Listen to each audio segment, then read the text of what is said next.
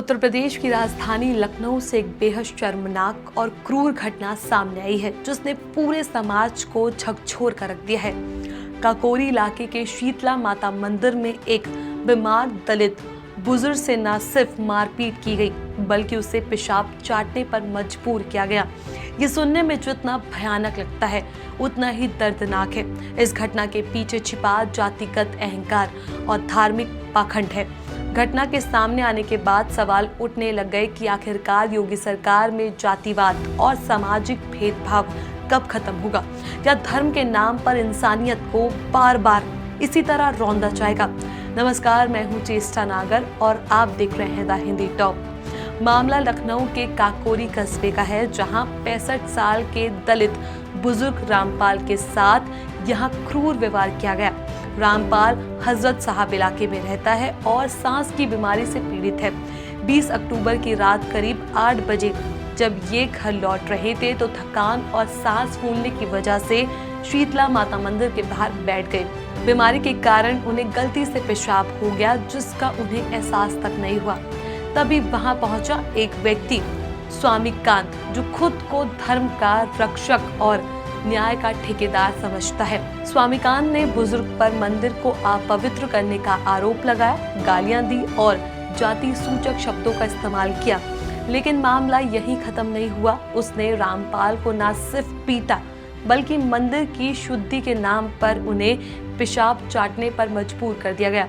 इस दौरान मंदिर को पानी से धुलवाया गया और रामपाल को धमकी दी गई कि दोबारा इस इलाके में ना दिखे, नहीं तो अंजाम भुगतना पड़ेगा। पीड़ित रामपाल ने मीडिया से बातचीत में क्या कहा, आप वो सुनिए। अपना नाम बताइए। रामपाल। क्या हुआ आपके साथ? भैया बरामदा एक वहाँ बैठे थे। कहाँ पे? बरामदा एक बना हुआ है। कहाँ? तालाब पर, शीतला मंदिर पर। ठीक।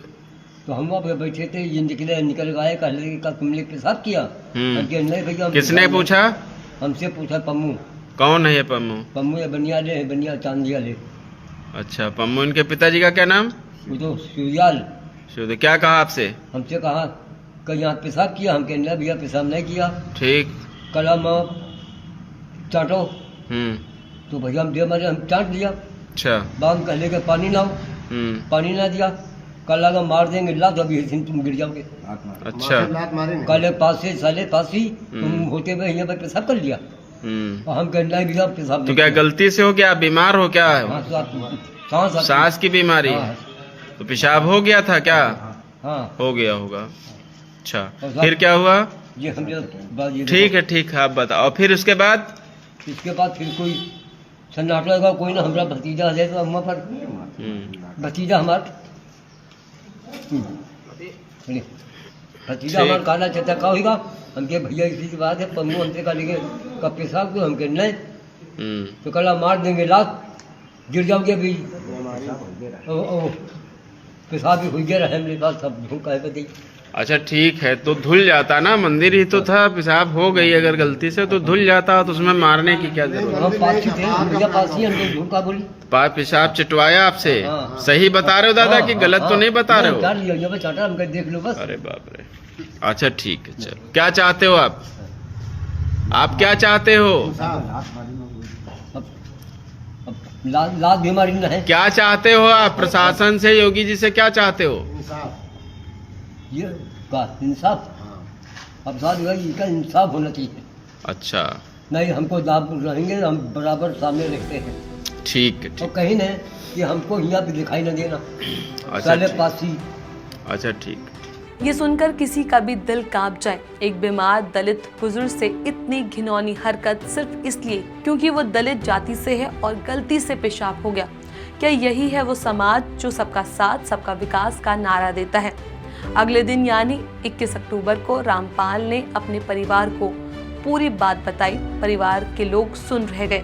इसके बाद उन्होंने काकोरी थाने जाकर शिकायत दर्ज कराई। पुलिस ने तुरंत कार्रवाई करते हुए आरोपी स्वामीकांत को हिरासत में लिया और पूछताछ शुरू कर दी। एसपी काकोरी शकील अहमद ने बताया कि पीड़ित की शिकायत पर एफआईआर दर्ज की गई और आरोपी के खिलाफ जाति उत्पीड़न, धमकी और अमानवीयता के तहत मामला दर्ज किया गया है। लेकिन सवाल सिर्फ गिरफ्तारी का नहीं है, सवाल है उस सोच का जो आज भी समाज में गहरे जड़ें जमाए हुए है।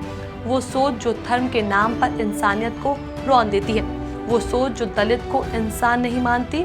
जिस देश का संविधान हर नागरिक को समानता और समान से जीने का अधिकार देता है, वह ऐसी घटनाएं ये साबित करती है कि समाज अब भी जातिवाद की दलदल में फंसा हुआ है। ये घटना न सिर्फ कानून का अपमान है बल्कि इंसानियत के अस्तित्व पर भी चोट है। किसी भी मंदिर या धर्म स्थल की पवित्रता इंसान की गरिमा को कुचल कर नहीं बचाई जा सकती। इस घटना ने एक बार ये फिर दिखा दिया कि योगी सरकार के तमाम दावों के बावजूद उत्तर प्रदेश में जातीय भेदभाव और सामाजिक असमानता अब भी जिंदा है। अक्सर कहा जाता है कि नया भारत बन रहा है, लेकिन जब लखनऊ जैसे शहर में ये सब खुले आम होता है तो सवाल उठना लाजमी है कि कानून का डर आखिर कहाँ है। क्या दलितों और कमजोर तबकों के लिए न्याय सिर्फ किताबों में रह गया? लखनऊ की घटना सिर्फ एक खबर नहीं बल्कि एक चेतावनी है। ये बताती है कि जब तक समाज में जातिवाद और धार्मिक पखंड के जड़े हैं, तब तक कोई भी सभ्यता पूरी तरह से विकसित नहीं हो सकती। एक बीमार बुजुर्ग से पेशाब चटवाना सिर्फ अपराध नहीं बल्कि इंसानियत की हत्या है। अब जिम्मेदारी सिर्फ पुलिस या सरकार की नहीं बल्कि हम सब की है कि ऐसे लोग और ऐसी मानसिकता के खिलाफ आवाज उठाए। सवाल यही है कि क्या योगी सरकार ऐसे घटनाओं पर सख्त कार्रवाई कर पाएगी या फिर ये भी एक और मामला बनकर फाइलों में दब जाएगा। इस मुद्दे पर आपका क्या कुछ कहना है? अपनी राय हमें नीचे कमेंट बॉक्स में जरूर बताएं। ऐसी और भी वीडियोस के लिए आप हमारे चैनल द हिंदी टॉप को सब्सक्राइब कर लें। इसके अलावा आप हमें एक्स, फेसबुक और इंस्टाग्राम पर भी फॉलो कर सकते हैं।